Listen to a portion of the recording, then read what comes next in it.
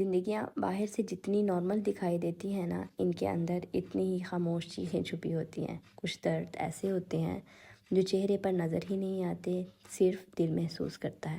السلام علیکم مائی YouTube family, خوش آمدید آپ سب کو آج کے ایک پیارے سے خوبصورت سے نئے ولاگ میں۔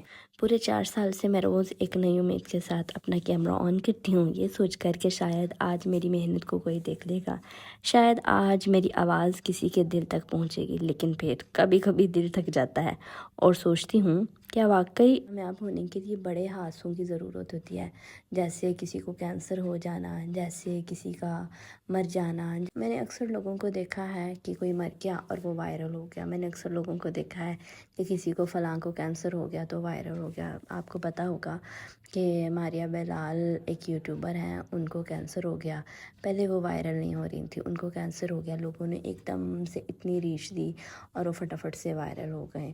اسی طرح کافی ٹک ٹاکر ہیں جن کو میں نے دیکھا کہ ان کو کینسر ہو گیا یا وہ مر گئی، یا کسی کے ساتھ کوئی حادثہ ہو گیا تو وہ مر گئی۔ مطلب کہ اس کے مرنے کے بعد اس کو دولت بھی مل گئی، اس کے مرنے کے بعد اس کو عزت بھی مل گئی، اس کو سب کچھ مل گیا۔ کسی کو ایک خطرناک بیماری لگ گئی تو وہ وائرل ہو گیا۔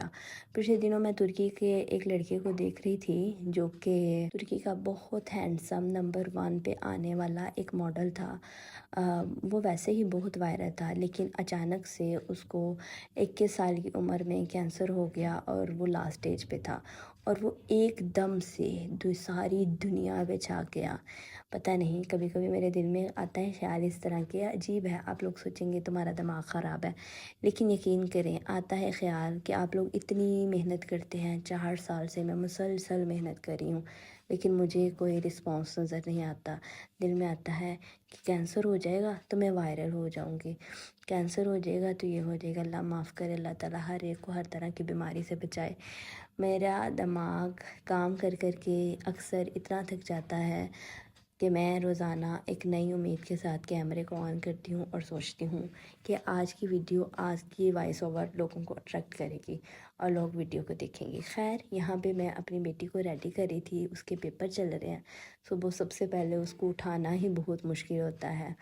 سب سے پہلے اس کو اٹھایا، اس کو ریڈی کیا، اس کو ناشتہ کھلایا، اور اب اس کا موڈ تھوڑا فریش کیا۔ شمار محنت کے بعد آخر کار اس کا موڈ ریلیکس ہوا، اس کے جوتے پالش کیے اور اپنی بیٹی کو اللہ حافظ کہا تھا، اور خود آ گئی گھر کے کاموں کی طرف۔ جو کل کپڑے دھو کے رکھے تھے اور ان کو رات کو اتارا نہیں تھا، دھوپ بھی آج کل آپ کو پتہ ہے گرمی کی شدت بہت زیادہ ہے، ان کو اتارا اور پھر سوچا کہ اب میرا کے بابا کو بھیج لوں۔ پہلے خود میں نے ناشتہ کر لیا تھا، میرا کے بابا کو بھی کروا دیا تھا، اور اب میری باری تھی میڈیسن کی۔ اور جب یہ میں میڈیسن کھا رہی تھی نا تو میرے ذہن میں صرف ایک ہی بات آ رہی تھی کہ میں آج کی وائس اوور کیا کروں گی، میں آج کا ٹاپک کیا رکھوں گی۔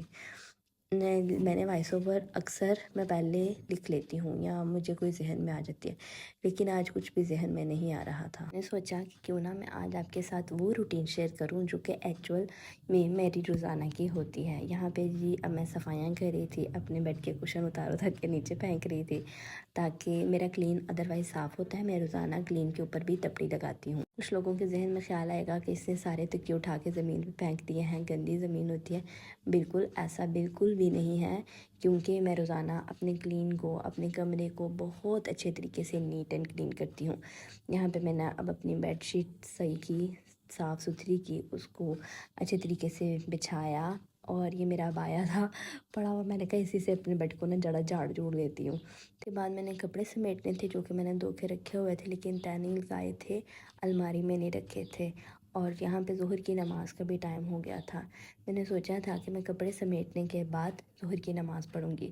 اچھا، یہاں پہ کبھی آپ کو یوں فیل ہوا ہے جب آپ کا اللہ تعالیٰ سے سم ٹائم ایسے فیل ہوتا ہے نا کہ ہمارا اللہ تعالیٰ سے جو باؤنڈ ہے، جو ہمارا تعلق ہے وہ بہت پکا ہے، ہمارا توکل بہت پکا ہے۔ کبھی کبھی یوں لگتا ہے کہ اللہ جی مجھے آپ گلے سے لگا لیں۔ میرے ساتھ تو یہ ہوتا ہے، پتہ نہیں آپ کے ساتھ ہی ہوتا ہے یا نہیں۔ اگر ہوتا ہے تو پلیز کمنٹ باکس میں مجھے بتائیے گا، اپنی فیلنگ کا اظہار کیجیے گا کہ مجھے کبھی کبھی لگتا ہے کہ جب میں سجدے میں جاؤں، میں روتی ہوں، تو میں اللہ تعالیٰ سے کہتی ہوں اللہ جی پلیز مجھے گلے سے لگا لیں، اللہ جی میرا کوئی نہیں ہے، میں اکیلی آئی ہوں، میں نے اکیلی چلی جانا ہے، پلیز مجھے گلے سے لگائیں، پلیز مجھے ایسے ہی زمین کے اندر سے مجھے گلے سے لگا لیں۔ میرے ساتھ یہ بہت دفعہ ہوتا ہے، اور میں جب بھی نماز پڑھتی ہوں مجھے یاد آتی ہے کہ میں نے مر جانا ہے، ہر ایک کو آتی ہے کہ اس نے مر جانا ہے۔ خیر میری روٹین ہے کہ میں ظہر کی نماز کے بعد تھوڑا فری ہوتی ہوں کام کر کے، تو میں قرآن پاک بھی پڑھتی ہوں، اور یہاں پہ میری کیلشیم کی گولیاں ہیں، یہ بھی میں لازمی روزانہ دن میں ایک دفعہ لازمی پیتی ہوں۔ خیر آج مجھے بنانی تھی بند گوبھی اور چکن۔ ہمارے گھر میں اچانک سے مہمان آ گئے تھے، تو میں نے فٹافٹ سے سوچا اب کیا بنایا جائے، تو میں نے بند گوبھی کاٹی جو کہ میں نے پہلے کاٹ لی ہوئی تھی، تو مسالے کو میں نے یہ مکسچر کے اندر فٹافٹ سے تیار کیا اور اس کو پکنے کے لیے رکھ دیا تھا۔ آپ مجھے بتائیے گا کہ آپ کی بند گوبھی بنانے کا کیا طریقہ ہے؟ میں تو بند گوبھی اس طریقے سے بناتی ہوں، سارے مسالے جو ہیں آپ لے لیں، ٹماٹر، ادرک، لہسن، پیاز، ان ساری چیزوں کو میں نے اس مکسچر کے اندر گرائنڈ کر لیا تھا۔ میں جو دوسرا چاپر ہوتا ہے اس کے اندر نہیں کرتی، اس چاپر کے اندر کرتی ہوں۔ یہاں پہ ہمارے مہمان آ گئے تھے، ان کو میں نے جلدی سے جوس آف کیا اور پھر دوبارہ سے آ گئی تھی اپنے کھانے کی طرف۔ بند گوبھی کو میرا جو بنانے کا طریقہ ہے، میں سارے مسالے ہانڈی کے اندر ڈالتی ہوں اور پھر اس کے اندر نمک، مرچ، کالی مرچ اور کیا اس کو کہتے ہیں، نہیں کالی مرچ، سوری نہیں، کالی مرچ کو میں اینڈ پہ جب کھانا بالکل تیار ہو جاتا ہے تو اوپر ہلکا سا چھڑکاؤ کرتی ہوں، اس کا ٹیسٹ، اس کی خوشبو اچھی آتی ہے۔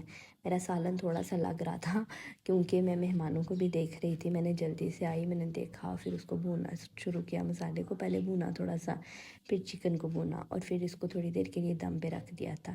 ساتھ ہی مجھے آٹا بھی گوندنا تھا کیونکہ مہمان آئے پڑے تھے اور اچانک سے آ گئے تھے۔ مہمان تو ویسے اللہ تعالیٰ کی رحمت ہوتے ہیں، اور مجھے کسی کی بھی دعوت کرنا، کسی کا گھر کے پہ آ جانا بہت اچھا لگتا ہے۔ مجھے شروع سے ہی نا دعوتیں کرنے کا بڑا شوق ہے، لیکن جب سے میں سسرال میں آئی ہوں نا میری دعوتیں کم ہو گئی ہیں۔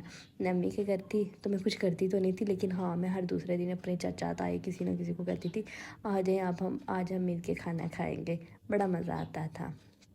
امی مجھے کہتی ہوتی تھی وہ تم نے کچھ کرنا نہیں ہوتا، بس تم دعوتیں دے دیتی ہو اپنے چاچے تاؤیوں کو۔ خیر یہاں پہ میں نے چکن کو بھونا اور بند گوبھی اس کے اندر ڈال دی تھی، اور پھر اس کو تقریباً میں نے 1 گھنٹے کے لیے دم پہ رکھ دیا تھا۔ یہ باقی کی بند گوبھی دم پہ ہی پکی تھی، تو اس کی خوشبو بھی بہت اچھی آ رہی تھی۔ تو امید کرتی ہوں کہ آپ کو میری آج کی ویڈیو اچھی لگی ہوگی۔ پلیز اپنی رائے کا اظہار ضرور کیجیے گا، اور چینل کو لائک، شیئر، سبسکرائب کرنے کے بغیر بالکل نہیں جائیے گا۔